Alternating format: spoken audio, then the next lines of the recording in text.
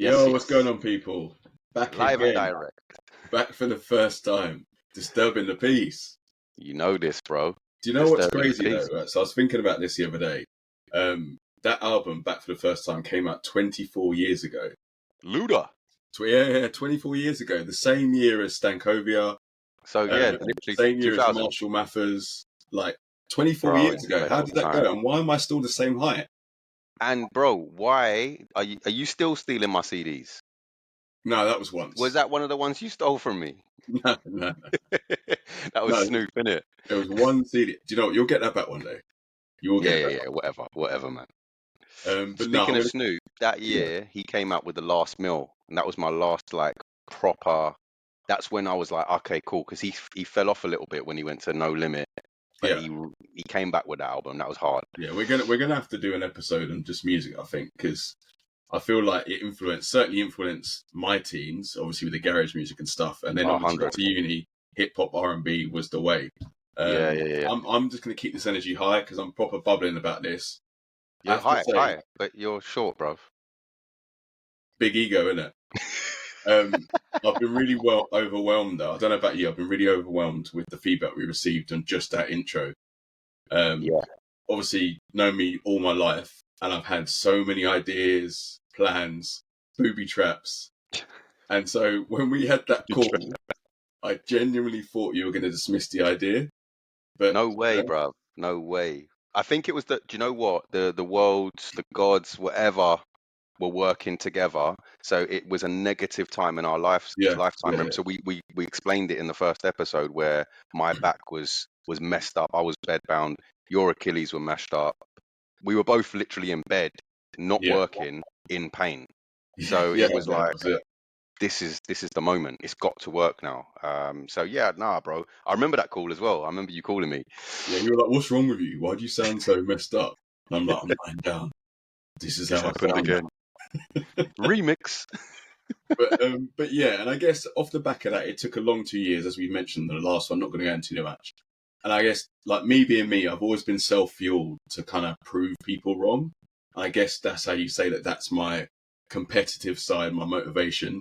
But the feedback's kind of made me realise this isn't about, this Two Ordinary Guys isn't about breaking barriers.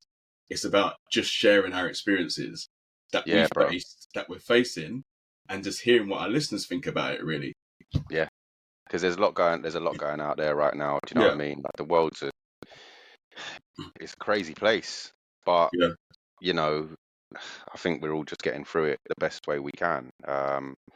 Times are hard, you know, financially, whatever, but just getting through it, bro. And like this platform, I'm gassed, bro. After, like you said, overwhelmed with the amount of feedback I've had. I know it's a lot of the feedback I've had is obviously family, friends, people that know us. But you need that though, because they've been honest. Like, man, they've been honest. Like, that's what we asked them, though, isn't it? We said honest feedback.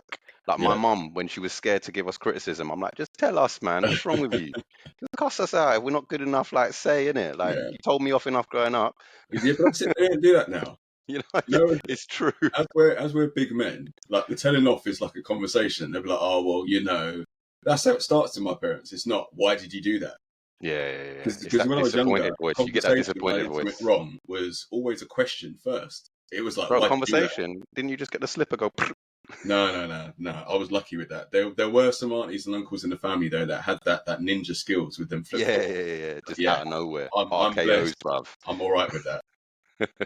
But let's get the admin out the way. So yeah, our first full episode is now, obviously recording live. We do plan to put out one every month, we've said. Mainly because, you know, it's our timetable. We do have lives as well, and we want to share it and make it fresh and make the content crisp for that time we put out. You can catch all of these episodes on Spotify, or as Slim said, Spotify. And on Apple Podcasts. If you haven't already, make sure you follow and don't miss any. Yeah, and for those of you that was comedic genius, bro. The Fly was involved. He was like, "Let me help this brother," and the Fly did need help. He did need help. All right, bro. Let's roll on, move on. For those of you that have asked as well, we are Morden's Voices. Obviously, you'll see this now on YouTube.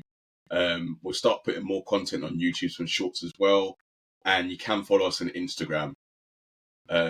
little disclaimer for Slim, though. I know you've been working hard on them TikTok dances, but it's not going to happen. Bro, I'm ready to go now. Let's go. Let's No, go. it's not going to happen. Listen, my daughter's been teaching me, bro. I'm ready.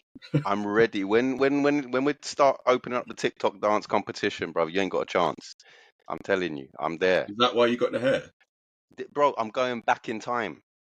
I'm going back in time, bro. All right, so for those of you that don't know, Slim's been growing his hair, and he looked like one of them 1950s guy that go to work and stuff like that.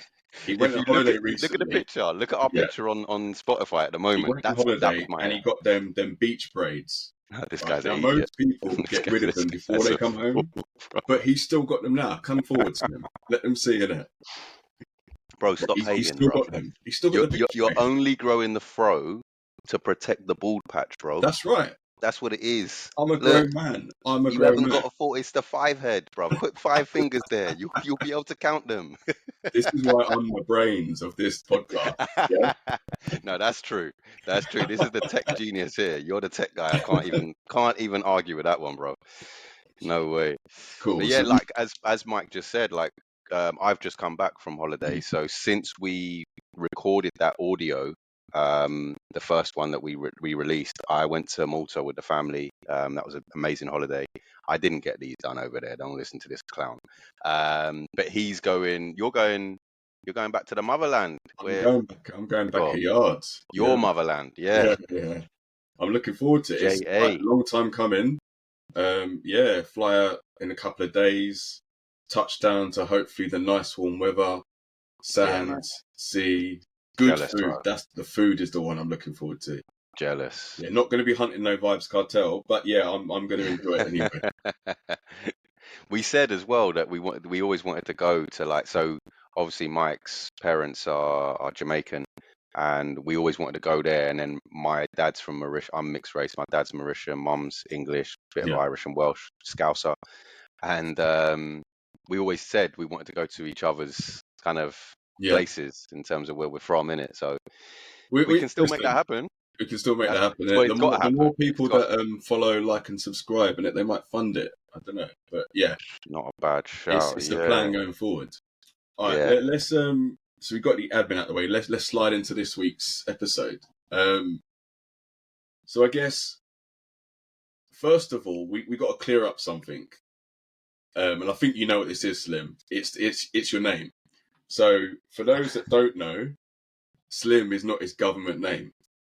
Okay, it's kind of like a nickname that I gave to him. What were we back in school? School. It was secondary school. It was definitely weren't primary, was it? It's secondary school, because me and Mike have known each other since, like, we think we said before, 4 years old. So primary and secondary. Yeah, it was secondary school. You gave me the name Slim, and what's funny about it, I can just show you this T-shirt right now, bro, because this is your Mike Stagg. Croatia 2015. Look. Mike's talking to himself, like. So, and then our friend Dylan, he gave me the dead nickname. Can you see that, Mike? Yeah. Yeah, Nashers. So Nashers. It's my teeth aren't big, are they? Right. They're not big. So this was it. So Lee at school was skinny, like beanpole. Everything about like meat was not found anywhere. Like, it was a skinny man. And then as he became like an adult, I don't know, it's like someone inflated him. They inflated his fingers. That's why they're chunky. His teeth. They've always been like that. Like, my nickname by my cousins was sausage fingers. Like, my fingers, I don't know why, they're chunky, but I'm slim in it. So you came up with the name Slim. And funny enough, Mike talking about how, like, techie, like we was talking about before, you designed them T-shirts when we went to Amsterdam. The first ones, yeah. Remember? So that was like the first. We went Iron Apple first when we were 18, but then like a year later there was me, you, Shaq, and Phil when it went to Amsterdam. Yeah. And then you designed them T-shirts, and it was slim at the back, things with no strings. But I'm a changed man now, ladies. I'm a changed man. Like, it's all good. So Slim. That just kind of stuck with our friends at school. Yeah. But yeah, that's not my real name. Obviously, my name's Lee. Funny enough, I've actually developed a new nickname after uni, which was an extension to Lee, which is Leroy. And I think it was like when I used to have plaits in my hair, people just thought I was Jamaican like you, brother, and they were like, Leroy. Well, you know what? We'll get into that whole stereotype thing as well in this episode because it's part of what we're talking about with culture shock, isn't it? Yeah. Cool. But Mike, you ain't really got the nickname. Yours is just Mike, which is short for your actual name, Michael. So yeah. Do you know what I've cool got? Name, bruv. It is what it is. I've got many nicknames, but that's not for this episode. But no, as I wanted to clear that up because a few, again, based on feedback, it's feedback that's driving a lot of this content. Obviously, we've got ideas, and a lot of people were confused with the whole Lee Slim because outside of certain circles, Slim isn't known as Slim. So if you hear us switching between the name, mainly me, then that's the explanation behind it. Man. So let's talk about this week's episode. It's about culture shock. Like a lot of people, I guess it can be the same as an identity issue, crisis, whatever word you want to put on the end of that.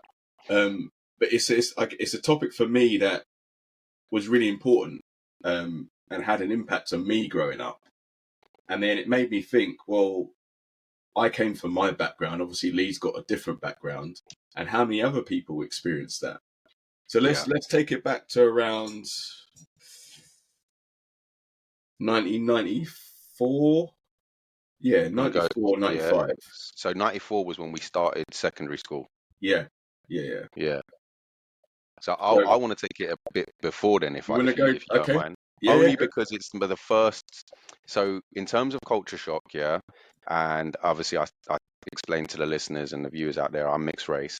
Yeah. And the first time outside of my family that I properly was like, oh wow, I'm different because I'm mixed race, was at primary school. Okay. And we had a friend, black guy as well, and he was going to come and stay at my house. Bro, my mum picked us up and he was like, that's your mum. Like, that's not your mum. And I'm like, bro, that's my mum. And she was like, he wouldn't come. He refused. He was like, but she's white. And I'm like, yeah, I know she's white. That's my mum. And he wouldn't come. Literally, bro, I had to kind of literally beg him and say, bro, this is my mum. When we get home, there's no mobile phones these days. Yeah. When we get home, my mum will call your mum to verify. Exactly, landline calls. And that's when it really dawned on me that I was different. Yeah. Like, I knew I was mixed race, but that was someone else calling it out. Do you know what I'm saying? In a very innocent way, because we were about 7 years old, bro. Yeah, kids. And that's the thing. I think about primary school, in Edmonton, which you say that now, it's going to surprise you what I say next. Crazy. Yeah. I think in our year, it was you and him. Me, you, and him were the only non-whites in our year. There was a few girls. There was quite a few girls. No, because they joined late. Yeah, but they were there. Do you know what I'm saying? Yeah. But think about in Edmonton, a school in Edmonton. It's crazy, isn't it? Those were the only ethnic. So I think we became friends in the playground because we were different. Yeah, maybe. Maybe, man. That's it. It's weird. I was like, oh, you kind of look like me. Yeah, you kind of at the time. But yeah, we weren't, bro. Let me live it. I think you kind of gravitate, not so much. I don't want to make this into a color thing, but you gravitate towards similar interests, likes, and obviously at that time, you're 4 years old. You haven't got much likes. Like, we liked football. That would have been the common ground. You like to play it, but the other common ground is, look at us, we're like the same color. Do you know what I'm saying? So I think that's maybe, like you're saying, why we became friends. But yeah, man, I mean, go back to where you was going, bro. So you was going secondary school times. I always forget about that primary school story. I mean, you told that to me recently, and it didn't sink in at the time. And I was like, wow, that's again, completely innocent, but so crazy to think about. So my experience was, we moved out of Edmonton, I think I was around 9 or 10, moved to Palmer's Green. Again, for those that don't know, that's literally 2 minutes across a dual carriageway. That's the whole approach. They're like what they're like, innit? And I remember this. So we just started secondary school, got a bit of freedom now, and I remember I walked to the shops at the bottom of my old road. And as I'm getting there, I see this little boy on a bike, and he goes to me, "Where are you going?" So innocently, I was like, "I'm going to the shop." Yeah. And he's like, "I was going to go to the shop, but I'm not because," and he called me the N word. Right now, Ooh. I'm like 10, 11 years old, and I'm just standing there. I was like, I didn't do anything. Didn't do anything because was shocked that I got called it. Didn't quite understand the connotations behind it. But at the same time, it's like, what do I say? What does a child say? Yeah. Yeah. It's tough, isn't it? Yeah, I went to the shop, walked home, didn't say anything to my parents because again, I didn't think it was a big thing. Like carried on about my life, kind of thing. And then as you get Do you older, know what's crazy, bruv? Yeah. Sorry to interject there, yeah, bro. But do you know what's mad about how the world has changed completely now? Yeah. There was no social media. There was no phones. None of this, what we're doing right now. So we're talking about it.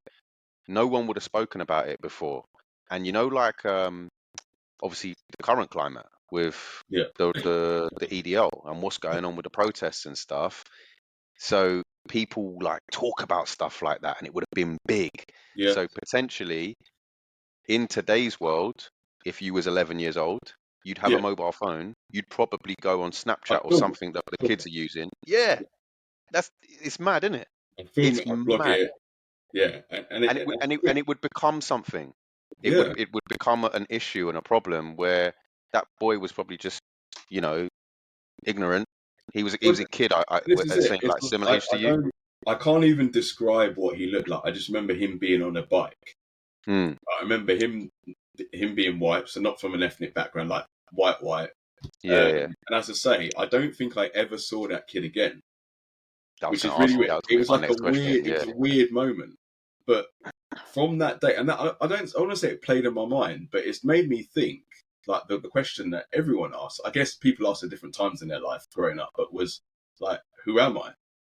Yeah. Obviously, so I knew I was from a black Jamaican background. I know both my parents moved over here when they were like early 20s. I knew what they'd done. I knew all the issues they'd gone through in those times, which is a lot worse than that's happening now. Obviously, like you say, social media enhances, But it made me think, well, yeah, so I'm black. But I was like, oh, hang on a minute. I started to think and look at people differently. Yeah. So you start to see people, I guess, by what they look like. And like you say, you associate with them if they happen to match what you look like or what your interests are. And so then we move on to secondary school, where, again, very, very mixed amount of ethnic, non-white, different backgrounds, all boys school. Yeah. And I remember not feeling embarrassed that I was from a Jamaican background because there were other people like me, but I also wasn't saying it with chest and proud. Oh, is it? Yeah. And that's interesting because I find a lot of Jamaican people say that they're Jamaican with chest. Yeah. Like they're very proud. It's such a we spoke about this recently, bro. Yeah. I'm fascinated by how much resonance Jamaica has on the rest of the world. Yeah. It's a tiny little island in the Caribbean. And I gave you this example, yeah. You go to like the middle of flipping Mongolia or somewhere like that, bro. And if you went there tomorrow, and a Trini boy went there tomorrow, so let's say my son goes with you, being a bit Trini, and you two in Mongolia, the guy will say, "Where are you from?" The Caribbean. Speak Jamaican. Yeah. It's like, what? They don't speak Jamaican in Barbados, in Trinidad. The fact that Jamaican's not even Antigua. But this is what I'm saying. Everyone says, put a Jamaican accent on, speak Jamaican, and it's like, wow, it's such a powerful island, like around the world. The music, it is everything, and it's crazy. And I guess, like, as an adult now, I am proud to have that Jamaican heritage. As I say, but as a child, I remember going to school and people say, "Oh, what do you like?" I remember someone was coming to stay around my house, and they're like, "Oh, what are we going to have for breakfast?" And I just started reeling off stuff that I would have. Plantain. So plantain, for instance, have a little bacon outside. Let's not on a mountain, let's on not a mountain. Let's carry on. And like sometimes some green banana. And I never went into the proper ackee and salt as a kid. It weren't for me. But I'd say that, and they'd be like, "What's that? What's plantain?" And they'd see it and go, "Oh, it's a banana. You have a banana for breakfast." I'm like, "Well, no, it's plantain." Again, a child can't explain what it is. But that's my normal meal. It's but like bro, having... it's the same thing. Have you seen the you know, like the Gary Neville, Roy Keane, Ian Wright thing? Yeah. Yeah, that they did the overlap. Yeah. Bro, it's hilarious because obviously there's a north-south divide in terms of what's being said. So I can proper relate to this with my mum being a Scouser. Yeah. Okay. So they say tea for dinner, innit? Yeah. So Gary Neville's talking about, oh yeah, you'd come home and you'd have this for tea. And Ian Wright was like, what are you talking about? Like, what, you'd come home and have a cup of tea? And he's like, no, you'd have your tea. And he's like, no, I don't want to have a tea. I'm hungry. So Yeah. Ian Wright's like, I'd go to my white friends and I'm like, I want to try some of their food. And they're going, and then you're now saying to me you'd have tea. What's tea? And Yeah. Rooney's like, it's fucking dinner. Stop it, Righty. We told you already it's dinner. And it's like, it's the other way of questioning what you're doing. Why are you having that kind of thing?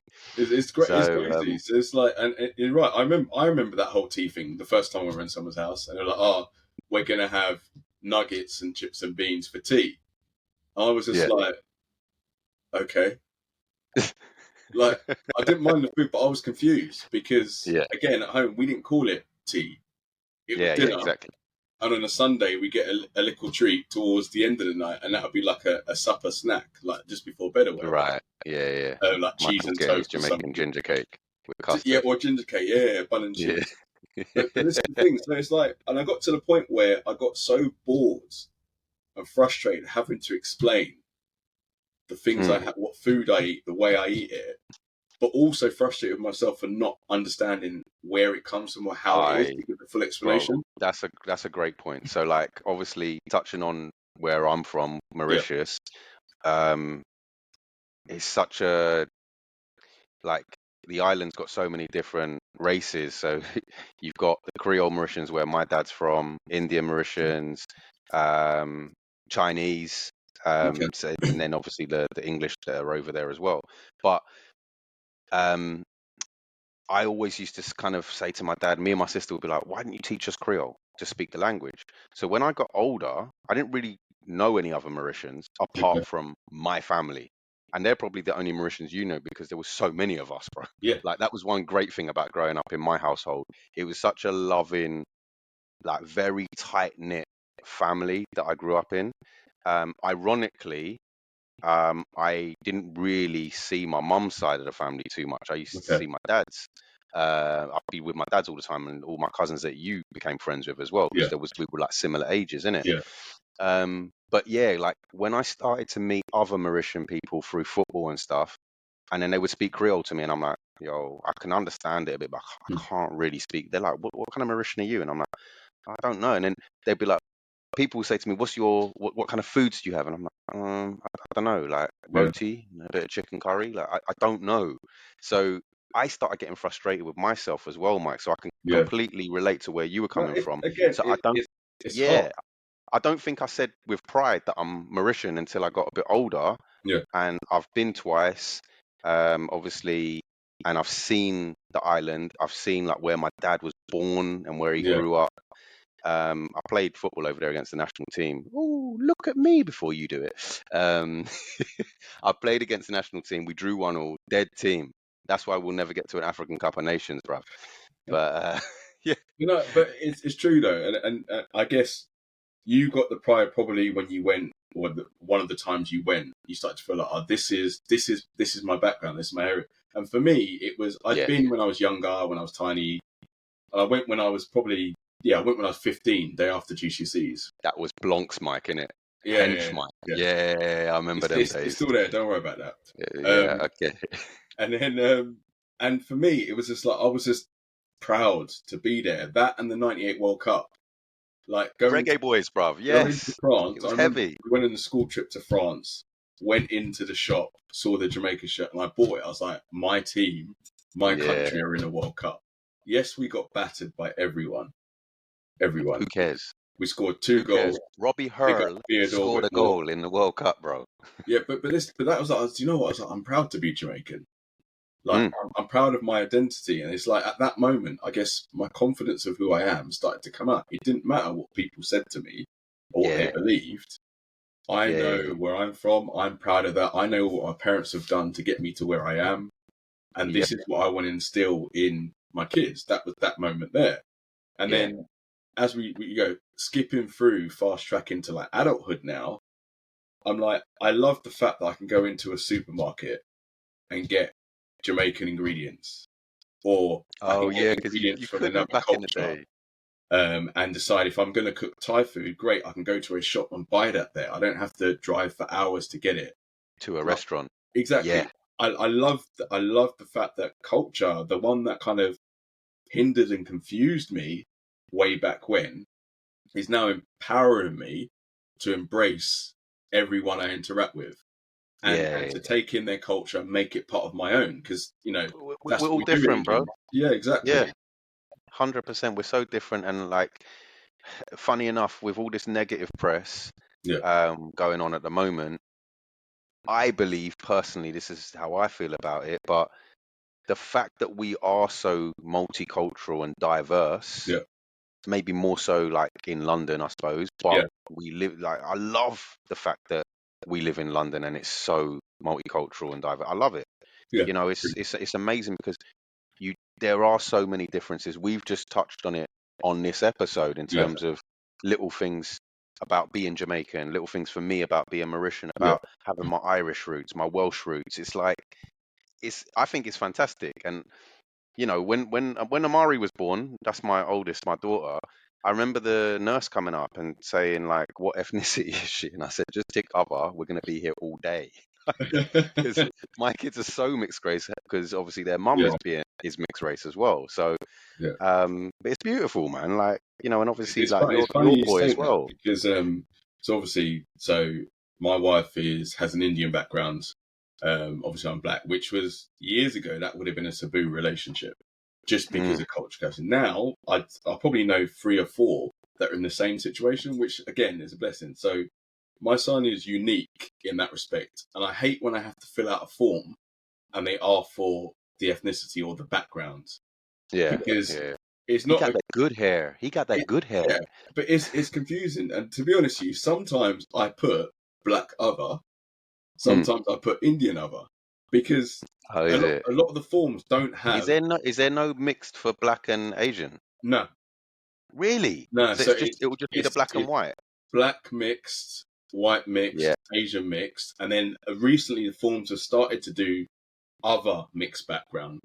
But and that kind of, but which, I mean, to be honest with you, you can't put everything on there. The form will be massive. I get that. But I need to see more of that other, because just black and white and all the rest is like you say, multicultural now. We need to understand that if we're going to have different genders, which is fine. Yeah, we need to incorporate the different races and national and background of people as well. So 100. I mean, like you've seen with my family, that's the great thing about when I grew up in my family as well, is you had flavors of all over the world, because my family's so big on my dad's side, and then my dad married my mom, being English, Irish, Welsh kind of thing. But then I've got cousins where my uncle married half Guyanese, half Irish, Jamaican, straight up Mauritian. My auntie married an English guy, and then we're all like similar looking, but then there's different shades of all of us as well. And like I've got a cousin. He's my cousin's son, so he's quarter Mauritian. He's the whitest boy in the world with blue eyes. You'd think if I presented him to you, you'd be like, oh, he's from your mum's side, isn't it? I'm like, no, he's from my dad's side. So it's just I've got really fair cousins as well that you wouldn't know. You do. So do you think our kids have faced any of the things that we faced when we were younger? Like you're saying, with the friend who didn't believe that your mum was white. Yeah, I don't think I'm not sure about your boy, because he's still too young. So potentially, but I think his would have been very, very innocent, almost to not really worth speaking about. Like, it would just be something, I don't know, but I don't think he's experienced anything too much. My kids, I mean, we've got a really open relationship, so we talk a lot. That's the good thing about your kids. You have that wow, massive positive that you can have those conversations. And Loads. It breaks my heart a little bit, but especially with my boy. Yeah. Like, he's had police already harassing him. Okay. For nothing, and I'm like, this is annoying. But at the same time, it's like you wanna trust in the police system, because if you're in trouble, you're calling 999, bro. I don't care who you are. You know what I'm saying? You're going, please help me. But it's a shame that my son and his friends, their first experience of the police is the stereotypical first experience that any young black boy goes through. Yeah. And it's irritating, man. Like, so luckily, like, I mean, I'll give you one story where the school called me, but the funny thing is the school as well. Yeah. So with my boy, I've always said to my kids, and I'm sure you're the same, just tell me the truth. I can work with the truth. If you lie, then I can't back you. Tell me the truth, no matter how bad it is, and then we'll work through it. Yeah. So he will always tell me before the teachers call me. Okay. Apart from one time where he was in a detention, and the teacher called me and was like, your son is just shouting out some random stuff in detention. I'm like, oh my God. Anyway, the school called me, but he'd already called me to tell me what had happened. Okay. And he's waiting at the bus stop. There was a bit of a commotion between a couple who had their baby and then some older kids from a different school who were vaping. So they're vaping and it's going in near the pram. Okay. And the dad quite rightly was like, he probably said it in quite an aggressive way though. But it was like, yo, move, man. This is my kid. You're blowing smoke in. Just go away. Kind of. So the boys started on that dad. So the dad, the mom, they get a bit scared, go into Starbucks to think that, get into a safe space. The boys follow in. Joe's not in the shop. Yeah. But the police have turned up and they want to hold my boy and say, you were here. And he's like, what are you talking about? Luckily, there was like one of those deputy heads, so like our equivalent of Mr. Duffy, doing the little walk around, just checking on all the boys. Because he goes to an all-boys school as well. And he backed Joe and was like, no, he goes to our school. He's been waiting at this bus stop. I'm keeping an eye out. So then the police were like, no, we want to speak to everyone that was here. And Joe was like, yo, I'm getting on the bus. My dad is going to be worried about me if I don't get home. Yeah. You can speak to my head teacher. So, the head teacher was like, well, obviously they're going to look through the CCTV, but I saw it, so I know your boy's innocent. And I'm like, yeah, he's told me all of this already. And they're like, oh, right, okay, he's cool. And I said, yeah. Joe always tells me the truth. He's always honest with me. So, but it irks me, Mike, because I know in going back to your question, it was a long way of answering it. Yes, they're still suffering some of those irritating stereotypes. And then even to the next extent, where I bet you're going to kind of relate to this with your boy in football. Yeah. My boy has had success sometimes with scouts because of the stereotypes. Yeah. Because he's a mixed race boy who's quick. Yeah. So he's getting looked at.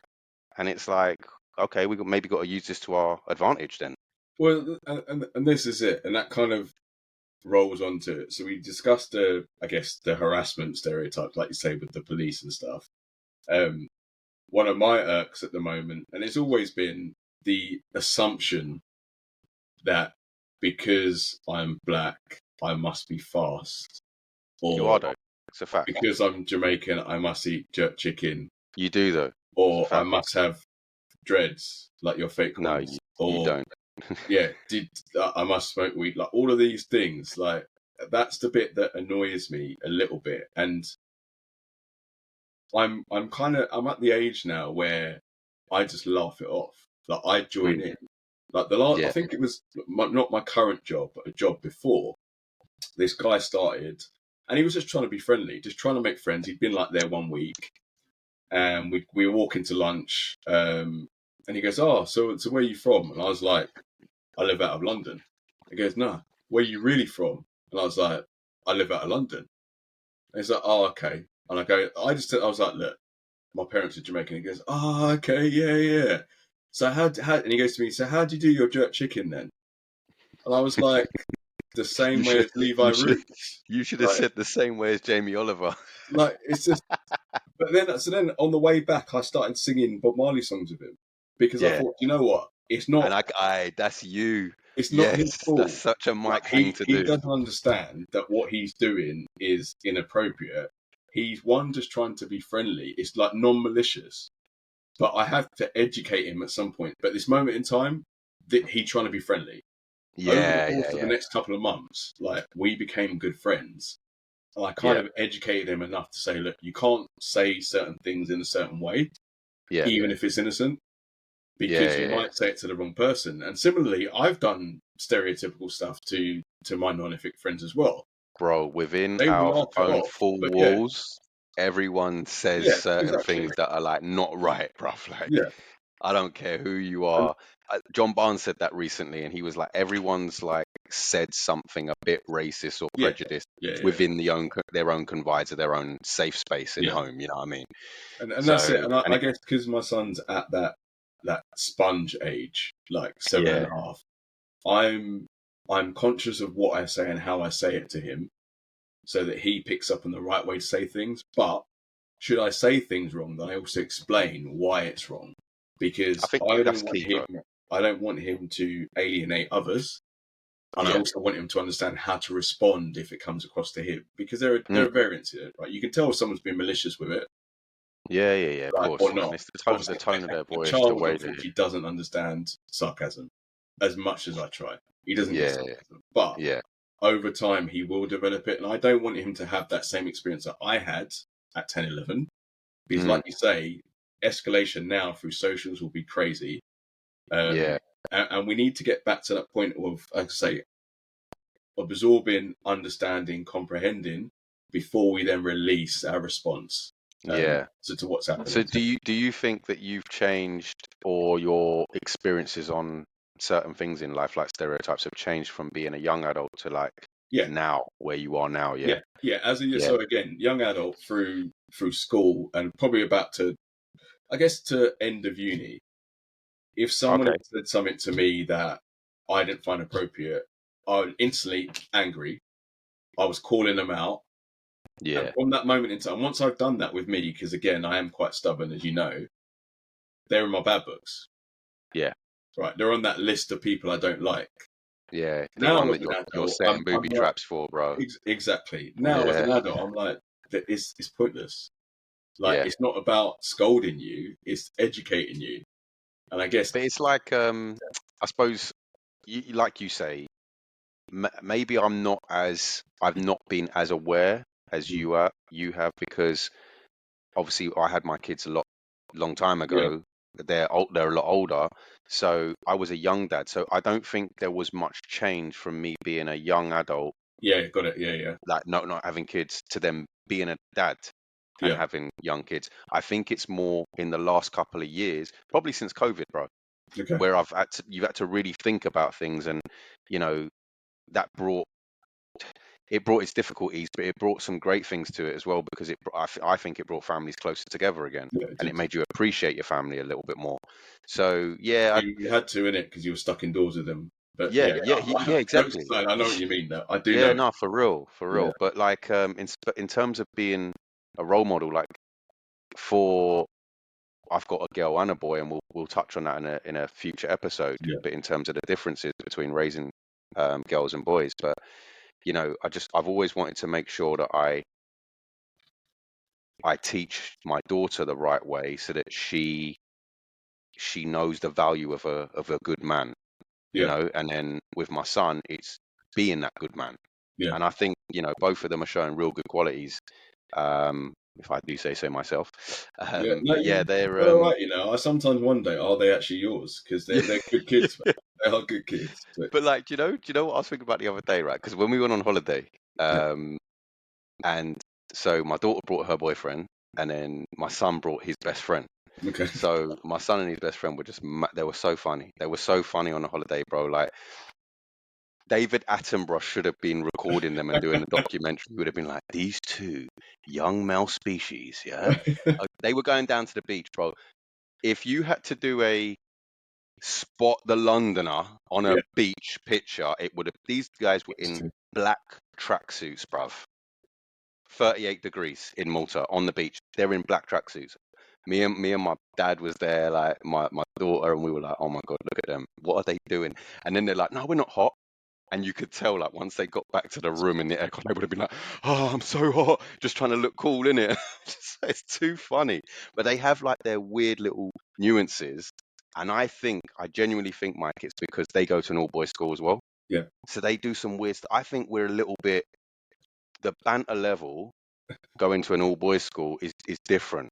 Like, so we'll just start talking like Jeslanium. You know what I mean? We'll do a Motti voice like this. Like, I don't think I would have come up with that weird ass Mochi voice back to the studio, Jez, if I didn't go to an all-boys school, bro. Because I would have been like, can't do that. The girls are going to cuss me. Yeah, that's weird. What are the girls going to think? You know? So I kind of like that part about going to an all-boys school, is that no one cared. Everyone just cussed each other out, and it didn't really matter. Do you know what I mean? Do you agree? No, I do agree. No, I just think I enjoyed it, but it was hard when we were out in the real world and we were mixing with man, because that's the only thing about it. I mean, that could be another episode. It didn't stop you, bruv. But yeah, it was different, isn't it? But no, as I say, I thought we should start with this one around the culture and identity, because there's lots of people out there that even till now still don't know. I mean, you get the whole adult at work where they code switch from being a professional. They get in their car and they're listening to hip on the way home, and it's kind of like that, how those situations where we adjust who we are when we don't really need to. And that's why I wanted to talk about it, because I've gone through that experience as a child, obviously with my background, but also in the environment, the workplace. Like, as an adult, have you experienced anything in the workplace that isn't quite right? You know, it's weird because at work you don't really want to talk about it because you appreciate you're there to get paid. Yeah. Unless it's holding you back, it's not. I've experienced, but they're very subtle.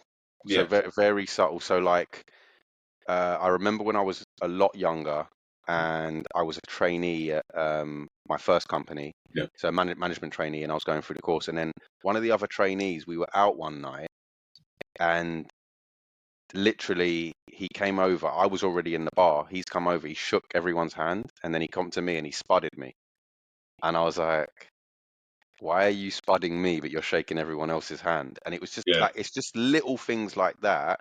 But I just didn't really let it bother me too much, you know, like, because I've never experienced like anything where I'm like, oh, that was way below the belt, or that's a problem, I'm gonna have to deal with it. If I had one of my older brothers on this call, he will tell you the stories, and he's always been that voice growing up. Oh, you know, how do they treat you? And he's not saying how do they treat you as in is it good. It's like, are they saying things they shouldn't do?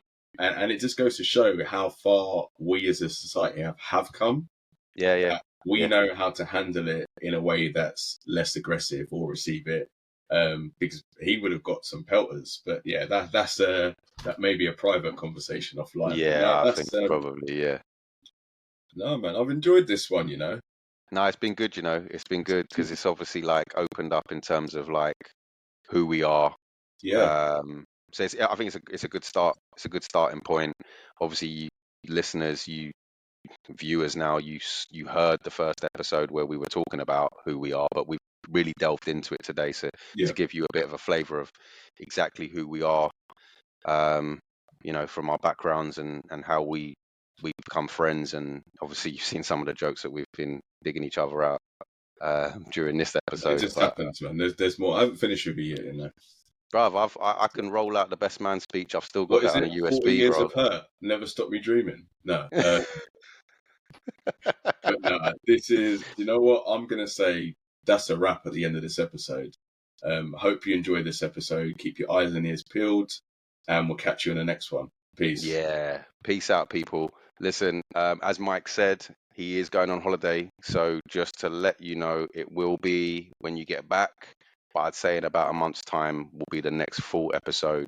We'll keep the socials going in the meantime. So remember, on Instagram at 2 Ordinary Guys. We've got our YouTube page as well. Follow us, guys. Subscribe, and we've got loads of exciting things to come. Peace.